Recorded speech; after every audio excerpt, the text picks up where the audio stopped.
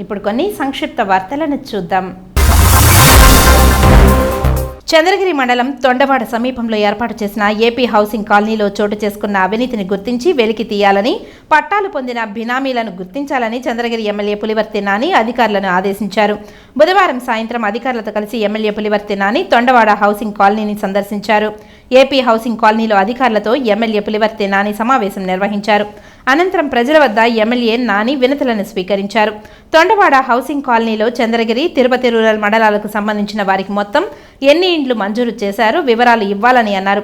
Housing కాలనీలో వీధి లైట్లు, డ్రైనేజీ, రోడ్డు, నీటి సమస్యలు ఎమ్మెల్యేకు స్థానికులు వివరించారు. బినామీల పేర్లతో ఉన్న ఇండ్లను తక్షణమే గుర్తించాలని అధికారులను ఆదేశించారు. రాష్ట్ర ప్రభుత్వం పేద ప్రజలకు ఇండ్లు ఇమ్మని చెప్పినా అధికారుల తీరు మారలేదని ఆగ్రహం వ్యక్తం చేశారు. ప్రభుత్వం మారిన అధికారుల తీరు మారకపోవడం సరికాదని అన్నారు. అనంతరం ఎమ్మెల్యే పులివర్తి నాని అధికారులతో కలిసి హౌసింగ్ కాలనీ అంతా పరిశీలించారు.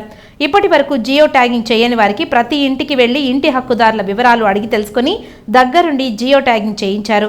ఆ తర్వాత పనులు చేపట్టాలని అధికారులకు దిశానిర్దేశం చేశారు. ఏపీ హౌసింగ్ కాలనీని ప్రత్యేక పంచాయతీగా ఏర్పాటు చేయించి త్వరితగతిన అన్ని మౌలిక సదుపాయాలు కల్పించి అభివృద్ధి చేయడానికి చర్యలు తీసుకుంటామని ఎమ్మెల్యే పులివర్తి నాని కాలనీవాసుల ముందు ప్రకటించారు. ఇందుకోసం కార్యాచరణ రూపొందించడానికి అధికారులతో చర్చించారు. ఈ కార్యక్రమంలో హౌసింగ్ ఏఈలు, చంద్రగిరి, తిరుపతి రూరల్ ఎంఆర్ఓలు, ఎంపీడీఓలు, సిబ్బంది పాల్గొన్నారు.